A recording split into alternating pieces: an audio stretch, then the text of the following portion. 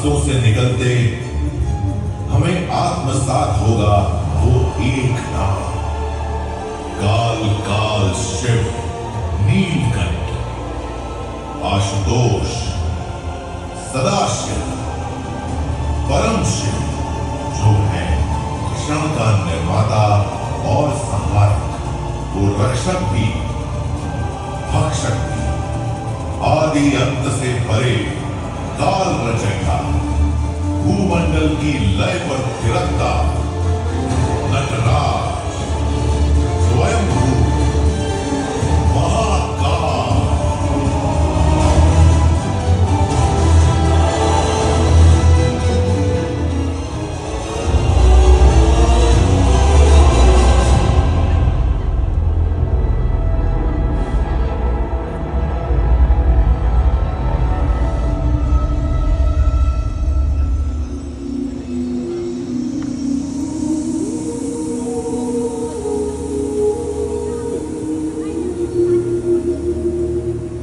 सदियों को पार कर इस पल तक पहुंची है उस कहानी की गूंज।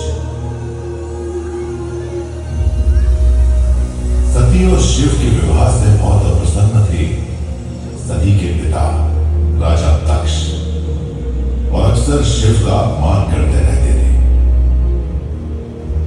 राजा दक्ष ने बहुत बड़े यज्ञ का आयोजन किया, जिसमें उन्होंने अपनी बेटी सती और दामाद शिव को आमंत्रित नहीं किया। सती ये सह न सकी।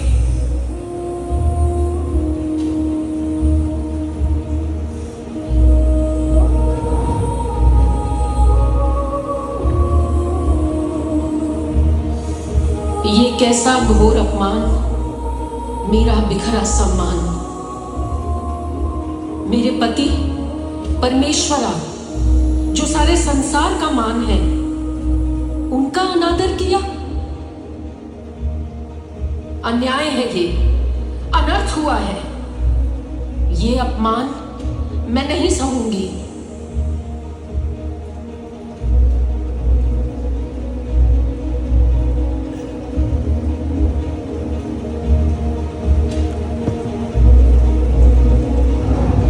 अग्नि, तू साक्षी है इस तपन की।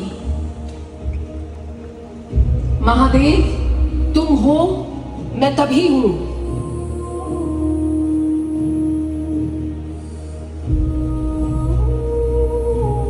आत्मदाह कर दूंगी। अपने और आपके आदर को मैं बचाऊंगी।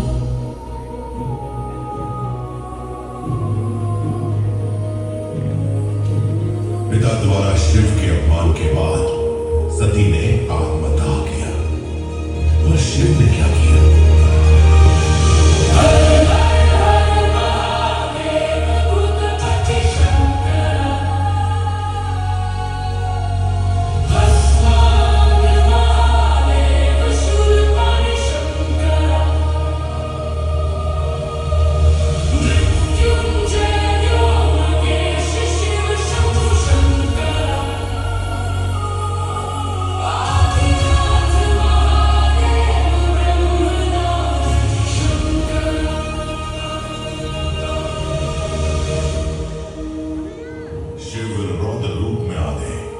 क्रोधित, दुखी, अकेले,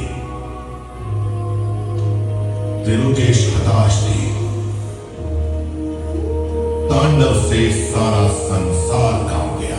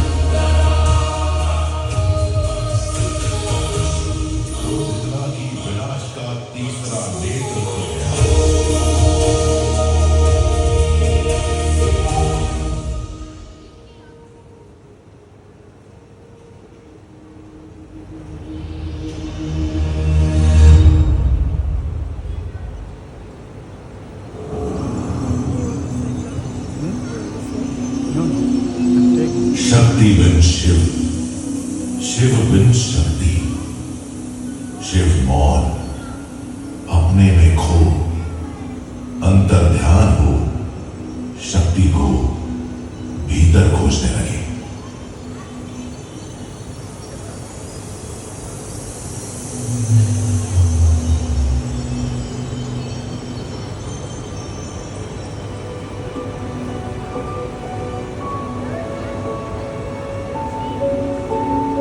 पर यह कहानी यहीं खत्म नहीं होती, क्योंकि ब्रह्मांड थिरकता है, सरकता है, सांस लेता है,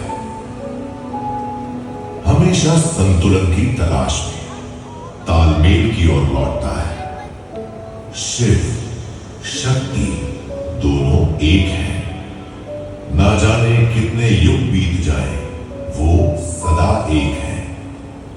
सौंदर्य शक्ति का चक्र पूरा करते, शुरुआत से अंत तक वो एक है। अर्धनारीश्वर, स्त्री और पुरुष का दिव्य मिलन है। शक्ति दो है, पर ऊर्जा एक है।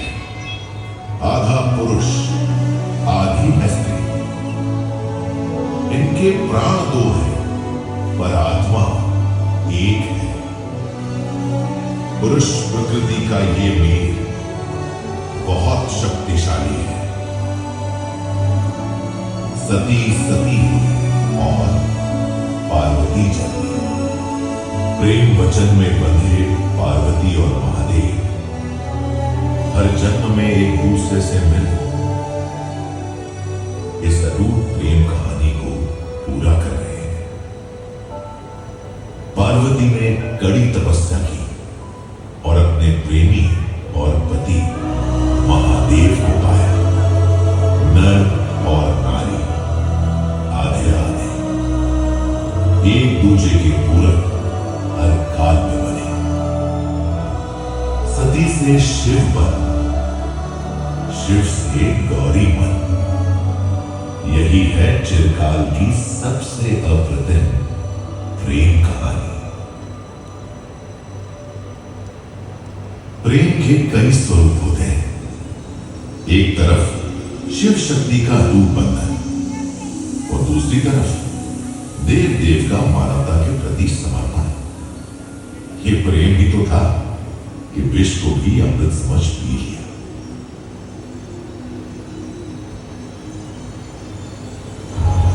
प्रत्यक्षदर्शी हूं मैं। सृष्टि की अनगिनत घटनाओं में सबसे महत्वपूर्ण प्रसंग का भी। और देखा है मैंने, जब दुर्वासा के श्राप से इंद्र शक्तिहीन हुए और चंद्रमा सहित स्वर्ग का सारा वैभव समुद्र में खो गया, तब असुरों ने स्वर्ग पर अपना अधिकार जमा दिया और संकट में पड़ गए। सृष्टि का अस्तित्व। ऐसे में ब्रह्मा की सलाह और विष्णु के हस्तक्षेप से पहली बार देव और दानवों ने मिलकर समुद्र मंथन का निश्चय किया, ताकि सब अमर हो सके और वापस आ सके सृष्टि का खोया हुआ वैभव। क्षीर सागर में विष्णु के पूर्वावतार की पीठ पर मंदराचल पर्वत को रखा गया। इसके साथ ही आरंभ हुआ समुद्र मंथन, आत्म मंथन, विश्व मंथन। लहरों से उछाल खाता क्षीर सागर, दोनों तरफ देव और राक्षसों के दल और उसके बीचों बीच अमृत से भरा घड़ा। देव दानव तैयार, आमने सामने। वासुकी नाम की एक सीधी और दोनों दल खींचातानी, छीना झपटी करने लगे, लड़ने मरने को तैयार उस अमृत के लिए। अमृत को पीकर सभी अमर होना चाहते थे। पर ये क्या?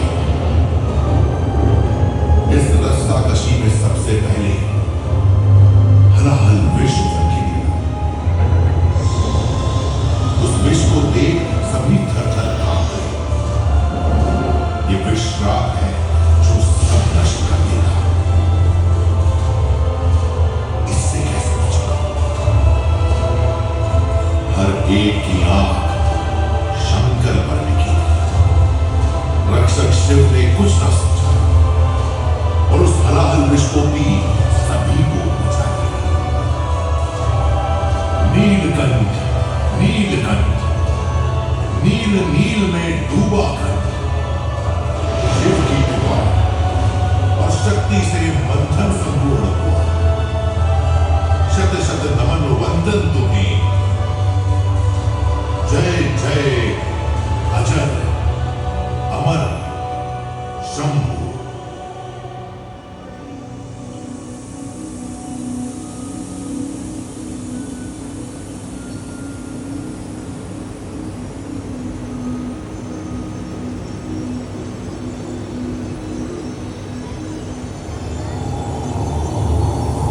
शंभु तो शंभु थे ही, और उनके पुत्र भी कम नहीं थे।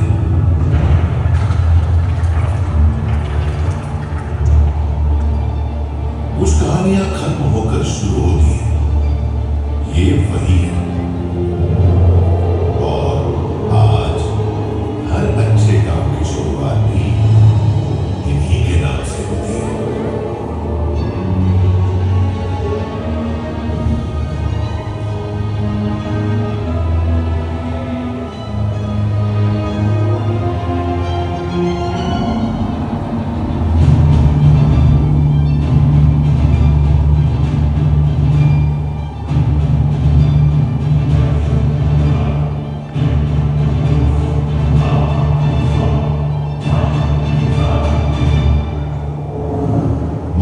बेटे की अनोखी कहानी।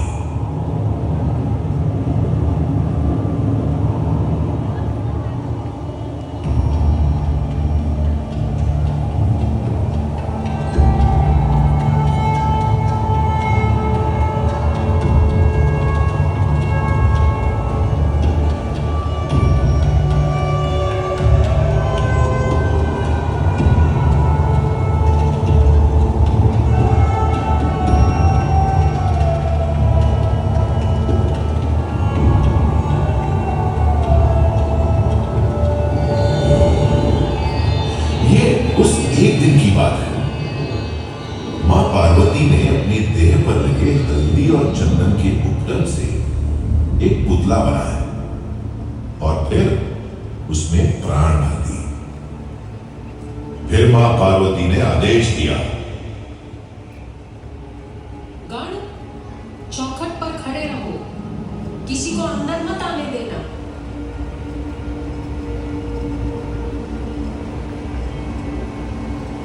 वह इतना आज्ञाकारी बेटा था कि उसने अपने पिता शिव को ही चौखट नहीं लागने दी। उसे क्या पता, ये पिता है मेरे, और पिता शिव अनजान थे कि ये मेरा पुत्र है।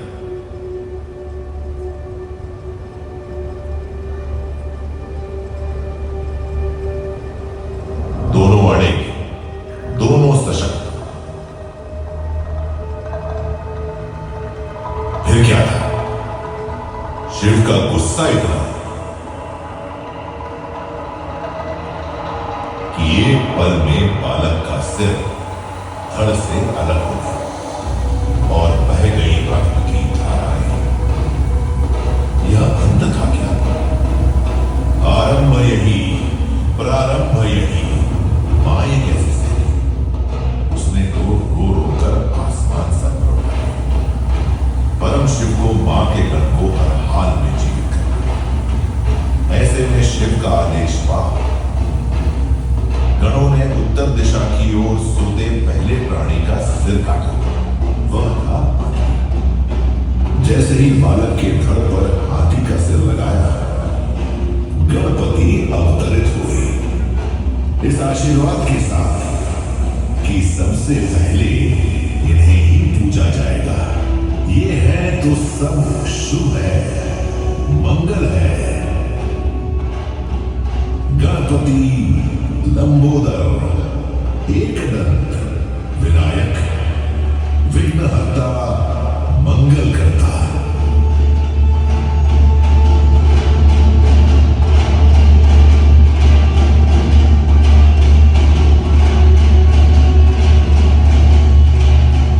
जय गणेश, जय गणेश, जय गणेश देवा। माता जाकी पार्वती, पिता महादेवा।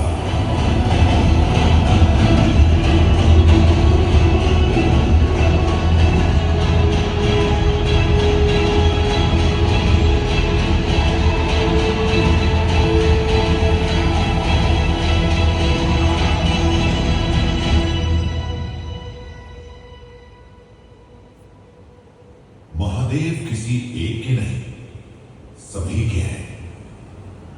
मैंने देखा है कि कैसे उन्होंने गणेश का ही नहीं, प्रकृति का भी उद्धार किया है।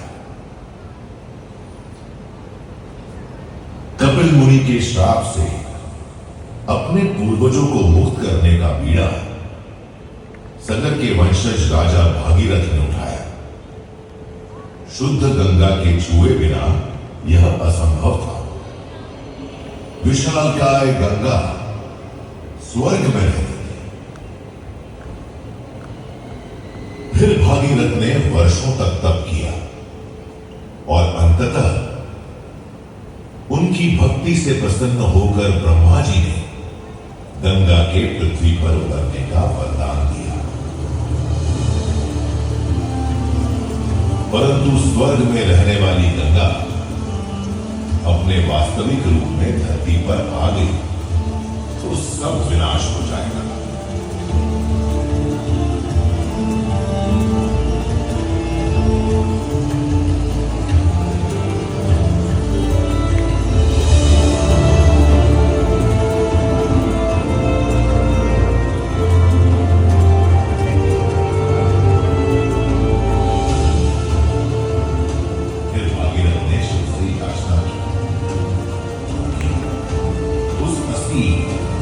शक्तिशाली गंगा के बहाव को संभाल कर हौले हौले धरती पर लाने वाले एक शहीद थे।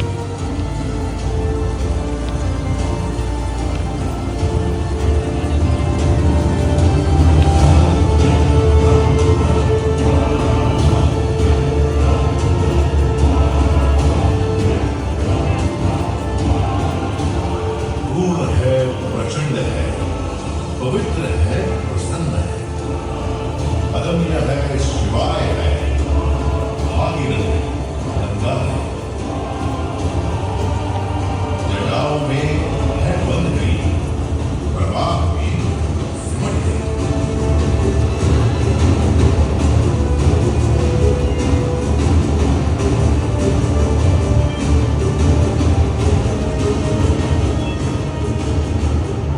स्नेह से, सम्मान से गंगा चली ऊपर गई।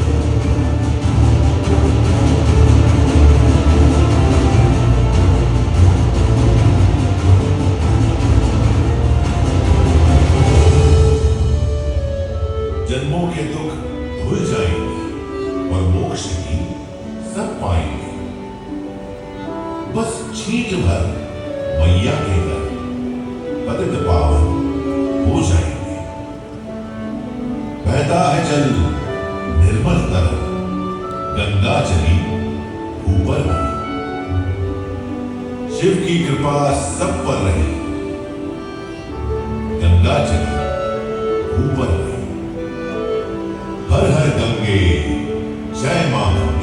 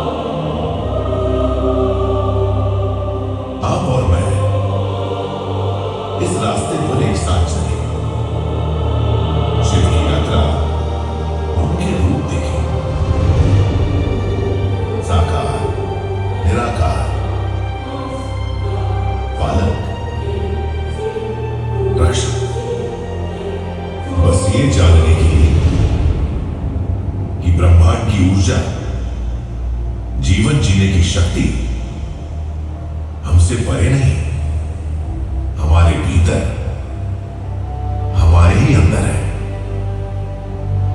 और इस आंतरिक शक्ति का आधार शिव है। शिव तुम में, शक्ति मुझ में। तो कैसा रहा? क्या आप मिले उससे? शिव का अनुभव हुआ? महाशक्तिशाली विश्वनाथ के साथ एक हो पाए? सर्वव्यापी, सर्वज्ञानी, समय के चालक, काशी के देव, जो मुझ में है, जो तुम में है, ये शिव का रूप, शंकर स्वरूप। हर कण में शिव, हर कण में शिव। उत्साह यही है, आनंद यही। शिव शिव कहते भूले रहते। शिवोहम, ये मुझ में है, ये तुम में है। शिवोहम,